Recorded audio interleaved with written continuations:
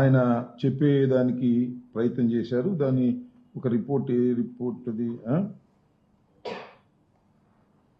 దాని మీద చాలా వివరంగా చెప్పేందుకు ప్రయత్నం చేస్తూ ఆయన మొత్తం మీద చెప్పినటువంటి అంశం ఏమిటంటే టోటల్గా ఆయన ఇచ్చినటువంటి హామీలన్నీ కూడా నెరవేర్చలేకపోతున్నాను, చాలామంది తొందరగా నెరవేర్చాలని అడుగుతా ఉన్నారు. కానీ ఎందుకు నెరవేర్చలేకపోతున్నానంటే ఈ రాష్ట్రం జగన్మోహన్ రెడ్డి గారి టైంలో సర్వనాశనం చేసేశాడు. నేను ఎన్నికలకు ముందు కొన్ని వాగ్దానాలు ఇచ్చాను, కానీ ఎన్నికల ముందు నేను ఇచ్చినటువంటి వాగ్దానాలు అప్పుడు నేనేమనుకున్నానంటే ఇంతగా సర్వనాశనం చేశాడు నేను అనుకోలే. నేను ఊహించిన దానికన్నా కూడా ఎక్కువ నాశనం అయిపోయింది ఈ రాష్ట్రం.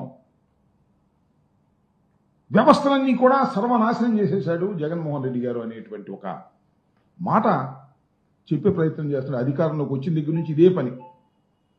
అసలు మనం ఒప్పుకోకపోతే ఊరికిందట్లేడు, ప్రజలు ఒప్పుకోకపోతే మీరే బెటర్ అండి, జగన్మోహన్ రెడ్డి గారు సరిగ్గా పరిపాలన చేయలేదు, నాశనం చేశాడు, అందువల్ల మీరు కూడా ఇవాళ సరిగ్గా పరిపాలన చేయలేకపోతున్నారు అని ఒప్పుకునేదాకా చంద్రబాబు నాయుడు గారు ఒప్పుకునేదట్లేరు. ముందు నేను మనవి చేస్తున్నా, అయ్యా నారా చంద్రబాబు నాయుడు గారు, మీరు అనేక వాగ్దానాలు చేశారు, ఆ వాగ్దానాలని అమలు చేస్తాను అన్నారు.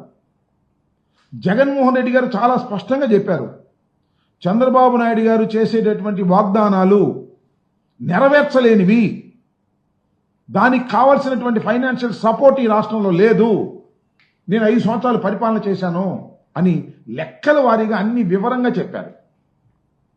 అయినా సరే నేను చేస్తాను అని చెప్పేసి చంద్రబాబు నాయుడు గారు ప్రజల్ని భ్రమింపచేశారు. ఓట్లు వేశారు, చంద్రబాబు నాయుడు గారు అధికారంలోకి వచ్చారు. కూర్చున్న దగ్గర నుంచి ఒకటే గొడవండి, జగన్మోహన్ రెడ్డి సర్వనాశనం చేశాడు, అందుకు నేను చేయలేకపోతున్నాను. అయ్యా నేను అడుగుతా ఉన్నా చంద్రబాబు నాయుడు గారు, మీరు ముఖ్యమంత్రి కాకముందు ఈ ఎన్నికల ప్రచారంలో ఏం చెప్పారంటే మీరు అందరూ ఒకసారి గుర్తుపెట్టుకోండి, జగన్మోహన్ రెడ్డి గారు 14 లక్షల కోట్ల రూపాయలు అప్పు చేశాడు. ఇన్ని 14 లక్షల కోట్ల రూపాయలు అప్పు చేశాడని ఓదరగొట్టాడు. ఎన్నికలు అయిపోయాయి.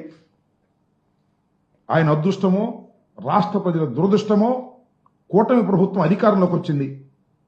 ఎన్నండి లెక్కలు తేల్చింది మీరు? ఎంత వచ్చాయి?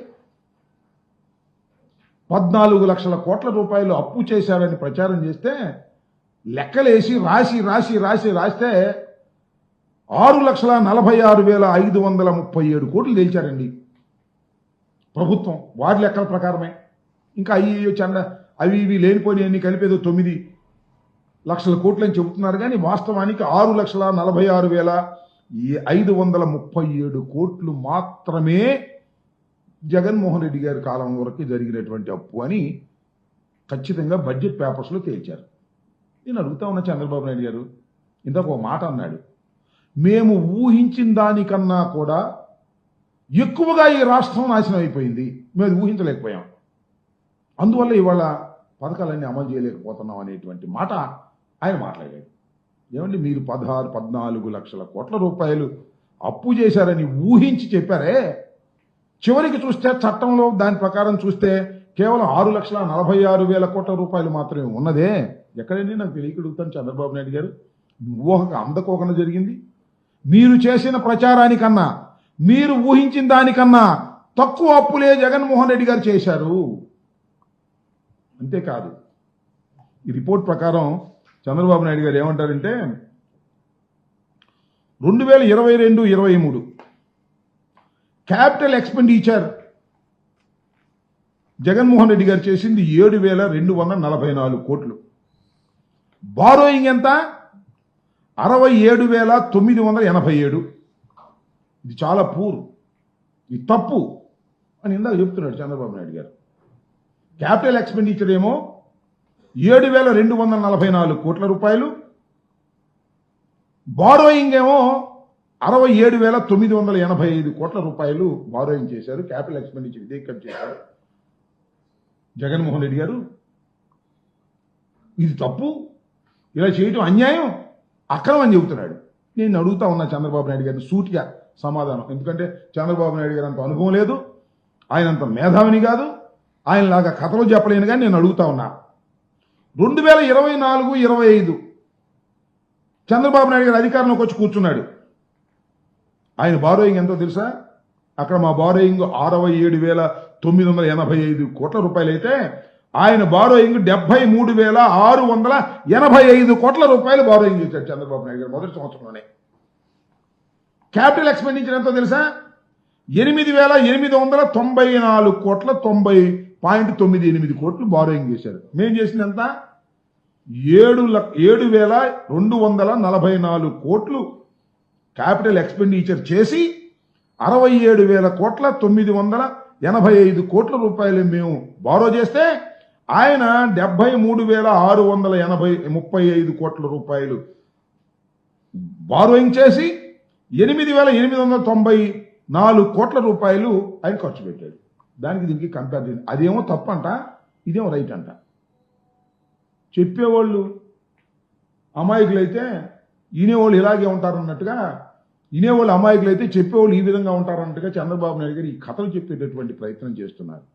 టోటల్గా పచ్చి అబద్ధాలు చెప్పేటటువంటి కార్యక్రమం చేయటం, దాన్నేమో ప్రజలు నమ్మించాలనేటువంటి ప్రయత్నం. ఆయనకి వంది మాగదు. ఇందాక చూసే ప్రెస్ మీట్లో చంద్రబాబు నాయుడు గారు అన్నీ చెప్పిన తర్వాత జగన్మోహన్ రెడ్డి గారి పరిపాలనలో చాలా విధ్వంసం జరిగిపోయిందని అంటే ఇంకో ఆయన ఎవరో పత్రికా విలేకరు ఆయన అంటున్నాడు, వాళ్ళ బ్యాచే. అంటే కొంతమంది మంచి వాళ్ళు కూడా ఉన్నారు అనుకోండి, మీరు చెప్పింది చాలా తక్కువ అండి, ఇంకా ఇవి కలిపితే ఇంకా ఎక్కువ అవుద్ది అంటాడు. అంటే విధ్వంసం చాలా ఎక్కువ అయింది అని ఇలాంటి మాటలు మాట్లాడి చంద్రబాబు నాయుడు గారు ప్రజల్ని నమ్మించాలని, ఇచ్చిన వాగ్దానాలను ఎగవేయాలనేటువంటి ప్రయత్నం ఒకటి జరుగుతూ ఉన్నది అనేది ఇవాళ ఆయన మొత్తం ఉపన్యాసం అంతా చూస్తే చాలా క్లియర్గా అర్థం అవుతుందని కూడా ఈ సందర్భంగా నేను చెప్పదలుచుకున్నా. అంతేకాదు, మనం చూసినట్లయితే చంద్రబాబు నాయుడు గారు ఈ మధ్యన దావోస్ వెళ్ళారు కదా, దావోస్ వెళ్ళారు, తిరిగి వచ్చారు. ఒకళ్ళుగా వెళ్ళింది వాళ్ళ అబ్బాయి ఇండస్ట్రీస్ మినిస్టరు, మళ్ళా నాయుడు గారు, కేంద్ర మంత్రి గారు, వంది మాగదు అందరూ కలిసి దావోస్ వెళ్ళారు. దావోస్ వెళ్ళంగానే చంద్రబాబు నాయుడు గారు చాలా సీనియర్ మోస్ట్, ఇండస్ట్రీలు అందరికీ కూడా పరిచయాలు ఉన్నాయి, ఆయన అద్భుతమైనటువంటి పెట్టుబడులు తీసుకొచ్చేస్తారు రాష్ట్రానికి అనేటువంటి ఒక ప్రచారం చేసుకున్నారు. వాళ్ళ పేపర్లు ప్రచారం చేసుకున్నారు. చివరికి 2 చేతులు ఊగించుకుంటూ వచ్చారండి. పెట్టుబడులు ఏంటి అంటే 0, ఎంఓయు 0, ఖర్చులు చెప్పట్లే ఇంతవరకు. నేను అడిగా మొన్న ట్విట్టర్లో, అయ్యా చంద్రబాబు నాయుడు గారు, దావోసు మీ బృందం వెళ్ళడానికి ఎన్ని కోట్ల రూపాయలు ఖర్చు పెట్టారు చెప్పండి, ఎన్ని పెట్టుబడులు తీసుకొచ్చారు? పెట్టుబడులు 0, ఖర్చు మాత్రం చెప్పరు. నేను అడుగుతా ఉన్నా, ఇవాళ సమాధానం చెప్పండి. ఎన్ని కోట్ల రూపాయలు ఇక్కడ మీరు ఖర్చు పెట్టారు వెళ్ళడానికి రావడానికి? కనీసం దారి ఖర్చులకు పనికొచ్చేటటువంటి ఎంఓఐలైనా చేసుకున్నారా, పెట్టుబడులైనా తీసుకొచ్చారా? అంటే చంద్రబాబు నాయుడు గారు జనమంతా ఇలా అంటున్నారని చెప్పేసి ఆయన మన ఎక్కడ ఒక విచిత్రమైన మాట మాట్లాడాడు. ఆ మాట మీకు చూపించాల్సినటువంటి బాధ్యత ఉందని నేను అనుకుంటా ఉన్నా. ఇది చూడండి. మీరు మీడియా కానీ కొంతమంది కానీ ఏది దావోసు పోతే ఎంఓయూలు చేసుకోవాలి, మళ్ళీ ఎంఓయూలు ఏమైనా ఎవరు అడిగేవాళ్ళు ఉంటారు. కాగితం మీద పెట్టేసి అదేదో చేయడం అది కాదు, కరెక్ట్ కాదు. Yes, I'm very happy. There is a good competition among states. ప్రధానం కేరళలో ఉండే కమ్యూనిస్ట్ గవర్నమెంట్ కూడా పోటీ పడే పరిస్థితికి వచ్చారు. విన్నారుగా, మళ్ళీ వినిపించాలా? అంటే ఏంటంటే ఆయన చెప్పేది ఒక మిత్ అంట. దావోస్ వెళితే పెట్టుబడులు వస్తాయనేది ఒక భ్రమ. దావోస్ వెళ్ళకోగానే పెట్టుబడులు వస్తాయి.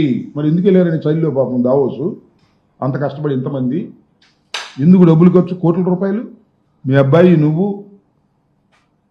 అలాగే ఇండస్ట్రీస్ మినిస్టరు, కేంద్ర మంత్రి గారు, వంది మాగదులు, అధికారులు చలిలో వెళ్ళారు.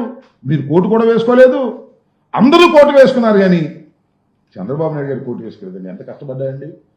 కోటు అని వేసుకోవడానికి ఆయన ఆరోగ్యం ఎలా చేయదు, ఇది వాస్తవం. దాన్ని కూడా ఒక సంక్షోభాన్ని కూడా ఉపయోగించుకునే విధానంగా కోటు కూడా వేసుకోకుండా వెళ్ళాడు, కష్టపడ్డాడని చెప్తున్నారు. ఏ పెట్టుబడులు అంటే అవన్నీ పెట్టుబడులు వస్తాయండి, మిత్ అదంతా కూడా అని ప్రచారం చేసేటటువంటి ప్రయత్నం ఇవాళ చంద్రబాబు నాయుడు గారు చేస్తున్నారు.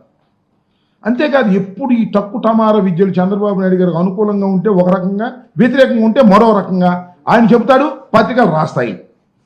మీకు 14 సంవత్సరాలు చంద్రబాబు నాయుడు గారు పరిపాలన చేశారు కదా, మీరు చూశారు లేదో 2014-19 కాలంలో గ్లోబల్ ఇన్వెస్ట్మెంట్ సమ్మిట్ అని పెట్టారు. గుర్తుంది మీ అందరికీ?